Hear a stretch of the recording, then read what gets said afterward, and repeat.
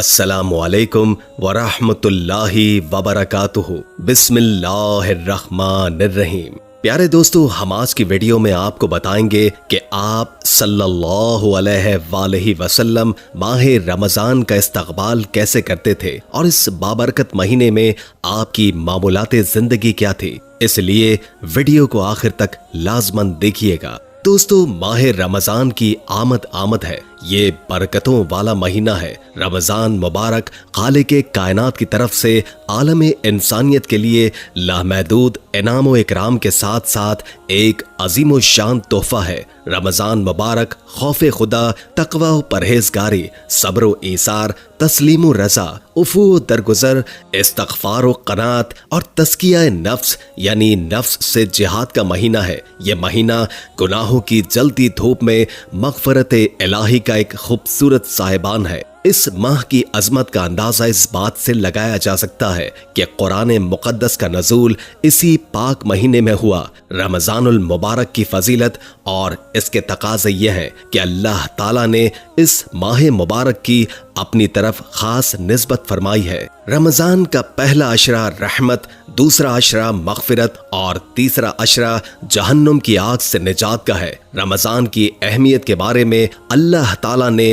حضرت محمد مصطفیٰ صلی اللہ علیہ وآلہ وسلم سے ارشاد فرمایا کہ اگر مجھے آپ کی امت کو جہنم میں جلانا ہی ہوتا تو رمضان کا مہینہ کبھی نہ بناتا۔ آج کی ویڈیو میں ہم آپ کو بتائیں گے کہ رمضان کے مہینے کا استقبال ہمارے پیارے آقا رسول کریم صلی اللہ علیہ وآلہ وسلم کیسے فرمایا کرتے تھے۔ ویڈیو انتہائی اہم ہے، لہٰذا ویڈیو کو اسکپ مت کیجیے گا۔ رمضان کی اہمیت کے بارے میں جاننے کے لیے اس کو آخر تک لازماً دیکھیں۔ پیارے دوستو، روایات سے یہ بات ثابت ہوتی ہے کہ حضور نبی کریم صلی اللہ علیہ وآلہ وسلم رجب کے مہینے سے ہی استقبال رمضان کی تیاری فرماتے تھے اور ماہ رمضان کا شدت سے انتظار فرماتے تھے۔ جب آپ صلی اللہ علیہ وآلہ وسلم ماہ رجب کا چاند دیکھتے تو دعا فرمایا کرتے تھے، اے اللہ، رجب اور شعبان میں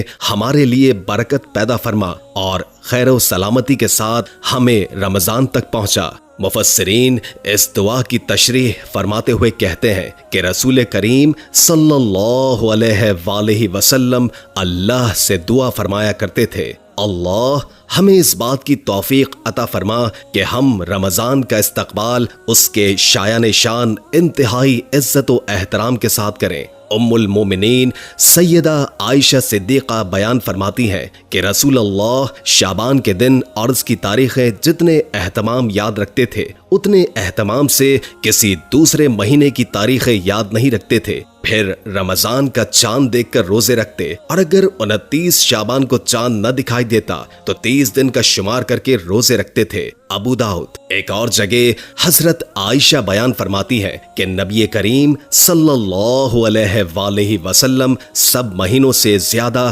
شعبان کے مہینے میں روزے رکھتے تھے، لیکن جب رمضان کا مہینہ شروع ہو جاتا تو رسول اللہ صلی اللہ علیہ وآلہ وسلم کا رنگ مبارک متغیر ہو جاتا، آپ کی نمازوں میں اضافہ ہو جاتا، اللہ سے گڑ گڑا کر دعا کرتے اور اس کا خوف طاری رکھتے۔ جب رمضان المبارک کا چاند نظر آتا تو آپ صلی اللہ علیہ وآلہ وسلم فرماتے تھے، یہ چاند خیر و برکت کا ہے، میں اس ذات پر ایمان رکھتا ہوں جس نے تجھے پیدا فرمایا۔ اللہ کے نبی حضور نبی کریم صلی اللہ علیہ وآلہ وسلم اس مبارک مہینے کو خوش آمدید کہہ کر استقبال فرماتے۔ جب رمضان کا مہینہ آیا تو حضور صلی اللہ علیہ وآلہ وسلم نے صحابہ کرام سے دریافت کیا کہ تم کس کا استقبال کر رہے ہو اور تمہارا کون استقبال کر رہا ہے؟ یہ الفاظ آپ نے 3 دفعہ بیان فرمائے۔ اس پر حضرت عمر رضی اللہ تعالی عنہ نے عرض کیا،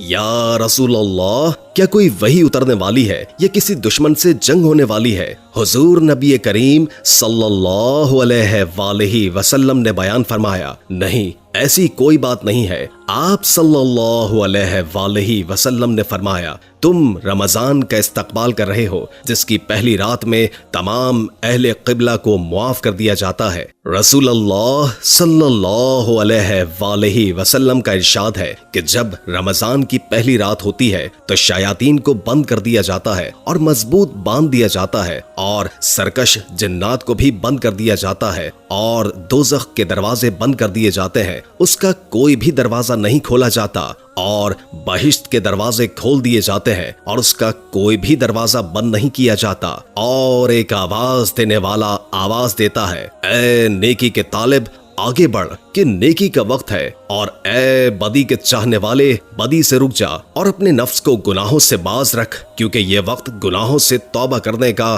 اور ان کو چھوڑنے کا ہے اور خدا تعالیٰ کے لیے ہے، اور بہت سے بندوں کو اللہ تعالیٰ معاف فرماتے ہیں۔ حضرت جبریل علیہ السلام نے دعا کی کہ ہلاک ہو جائے وہ شخص جس کو رمضان کا مہینہ ملے اور وہ اپنی بخشش نہ کروا سکے، جس پر حضرت محمد مصطفیٰ صلی اللہ علیہ وآلہ وسلم نے ارشاد فرمایا، آمین۔ حضرت جبریل امین کی یہ دعا اور اس پر حضرت محمد مصطفیٰ صلی اللہ علیہ وآلہ وسلم کا آمین کہنا، اس دعا سے ہمیں رمضان کی اہمیت کو سمجھ لینا چاہیے۔ رمضان المبارک میں حضور نبی کریم صلی اللہ علیہ وآلہ وسلم کا معمول مبارک تھا کہ آپ صلی اللہ علیہ وآلہ وسلم اپنے روزے کا آغاز سحری کھانے اور اختتام جلد افطاری سے کیا کرتے تھے۔ حضرت انس بن مالک رضی اللہ تعالی عنہ سے مروی ہے، سحری کھانے کے متعلق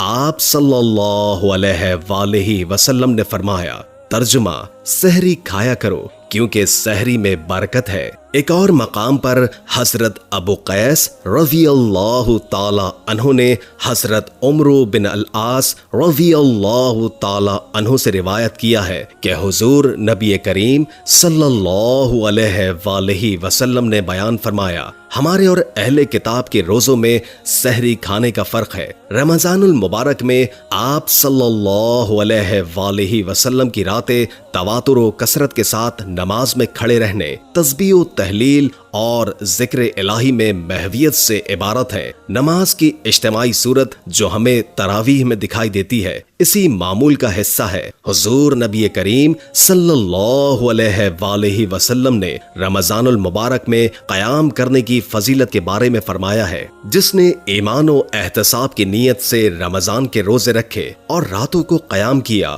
وہ گناہوں سے اس طرح پاک ہو جاتا ہے جس دن وہ بطن مادر سے پیدا ہوتے وقت گناہوں سے پاک تھا۔ حضور صلی اللہ علیہ وآلہ وسلم کی عادت مبارکہ تھی کہ آپ صدقات و خیرات کثرت کے ساتھ کیا کرتے تھے، اور سخاوت کا یہ عالم تھا کہ کبھی کوئی سوالی آپ صلی اللہ علیہ وآلہ وسلم کے در سے خالی واپس نہ جاتا۔ رمضان میں آپ صلی اللہ علیہ وآلہ وسلم کی سخاوت اور صدقات و خیرات میں کثرت سال کے باقی 11 مہینوں کی نسبت اور زیادہ بڑھ جاتی۔ اس ماہ مقدسہ میں صدقہ و خیرات میں اتنی کثرت ہو جاتی کہ ہوا کے تیز جھونکے بھی اس کا مقابلہ نہ کر سکتے۔ حضرت عبداللہ بن عباس رضی اللہ تعالی عنہ سے مروی ہے، جب حضرت جبریل امین آ جاتے تو آپ صلی اللہ علیہ وآلہ وسلم بھلائی کرنے میں تیز ہوا سے بھی زیادہ سخی ہو جاتے۔ حضرت جبریل امین اللہ کی طرف سے پیغام محبت لے کر آتے تھے۔ رمضان المبارک میں چونکہ وہ عام دنوں کی نسبت کثرت سے آتے تھے، اس لیے حضور نبی کریم صلی اللہ علیہ وآلہ وسلم ان کے آنے کی خوشی میں صدقہ و خیرات بھی کثرت سے کرتے۔ رمضان المبارک کے ماہ سعید میں حضور نبی کریم صلی اللہ علیہ وآلہ وسلم کے معمولات عبادت و ریاضت اور مجاہدے میں عام دنوں کی نسبت بہت زیادہ اضافہ ہو جاتا۔ اس مہینے میں اللہ تعالیٰ کی خشیت اور محبت اپنے عروج پر ہوتی، اور اسی شوق و محبت میں آپ صلی اللہ علیہ وآلہ وسلم راتوں کا قیام بھی بڑھا دیتے۔ رمضان المبارک کے آخری 10 دنوں میں آپ صلی اللہ علیہ وآلہ وسلم کا اعتکاف کرنے کا معمول تھا۔ ام المومنین حضرت عائشہ صدیقہ رضی اللہ تعالی عنہما سے مروی ہے، हुजूर नबी करीम सल्लल्लाहु अलैहि वसल्लम रमजान अल मुबारक के आखिरी 10 दिन एतकाफ फरमाते थे, यहाँ तक कि अल्लाह के हुक्म से आपका विसाल हो गया। फिर आपके बाद आप सल्लल्लाहु अलैहि वसल्लम की अज़वाजे मुताहरात ने एतकाफ किया है। हजरत अबू हुरैरा रज़ी अल्लाह ताला अन्हो से मरवी है, हुजूर नबी करीम सल्लल्लाहु अलैहि वसल्लम हर साल रमजानुल मुबारक में 10 दिन एतकाफ फरमाते थे, और जिस साल आपका विसाल मुबारक हुआ उस साल आपने 20 दिन एतकाफ किया। हम अल्लाह से दुआगू हैं कि आने वाले रमजानुल मुबारक में हम ज्यादा से ज्यादा इबादत करें और अपने अल्लाह को राजी करें। उम्मीद है कि आज की वीडियो आपको अच्छी लगी होगी। अगर वीडियो अच्छी लगी हो तो लाइक करके हमारे चैनल को सब्सक्राइब कर दें और कमेंट बॉक्स में कमेंट करके अपनी राय से भी आगाह करें, ताकि आपको हमारी नई आने वाली वीडियोस का पता चलता रहे। अगर जिंदगी रही तो एक और वीडियो के साथ इंशाअल्लाह हाजिर होंगे। अभी हमें इजाजत दीजिए। अल्लाह हाफिज।